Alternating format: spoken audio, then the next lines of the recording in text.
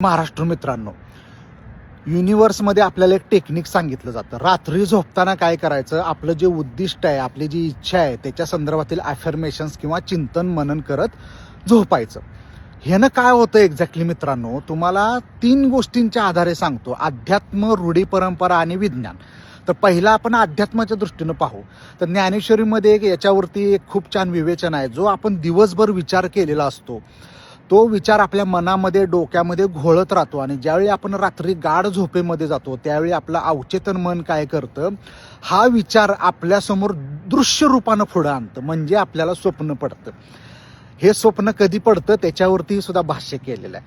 तर म्हणजे काय मित्रांनो, अवचेतन मन नावाचा जो प्रकार आहे ना, तो आपल्या जीवनाचा खरा ड्रायव्हर आहे. ते अवचेतन मन काय करतं, आपला विचार प्रोसेस करतं आणि दृश्य रूपानं पुढं आणतं.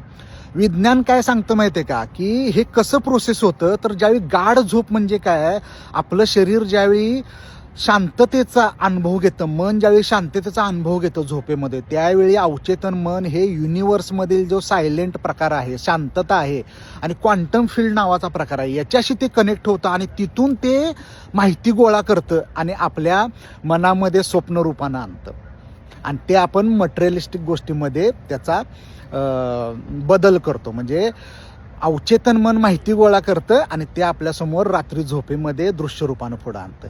रूढी परंपरेमध्ये याला काय म्हटलेलं माहिती आहे का, गाढ झोपेमध्ये पहाटे पडलेली स्वप्न खरी ठरतात. म्हणजे काय, म्हणजे ते अवचेतन मन त्यावेळी मित्रांनो पहाटे काम करत असतं. आपलं गाढ झोपेमध्ये, साखर झोपेमध्ये असताना काय काम करत असतं, आपण जो झोपताना किंवा दिवसभर विचार केलेला आहे त्याच्या संदर्भातील ती माहिती प्रोसेस करत असतं आणि त्यावेळी ती माहिती प्रोसेस करून ते स्वप्न आपल्याला पडतं.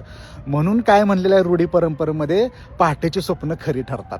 पण खरी कधी ठरतात, त्यासाठी दिवस आहे ना निसर्गानं निर्माण केलेला, तो दिवसा इन्स्पायर्ड ॲक्शन्स घ्यावे लागतात, त्यावेळी ती आपली स्वप्न खरी ठरतात. तर अवचेतन मनापर्यंत आपला विचार पोचला पाहिजे.